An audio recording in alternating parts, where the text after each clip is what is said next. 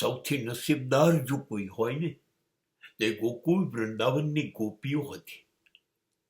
ગોપીઓ જેવું પ્રારબ્ધ માનવજાત પાસે છે કેમ કે સતત કાનો એની નજીકમાં, કૃષ્ણ એની આજુબાજુમાં રહે?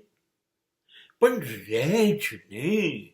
ગોપી જેવું સમર્પણ છે, ગોપીની જેમ ખોવાઈ જવાય છે. અરે એક વાંસોઈના સૂર વાગ્યા નથી અને ગોપીના પગમાં થનગનાટ ઉપડ્યો નથી.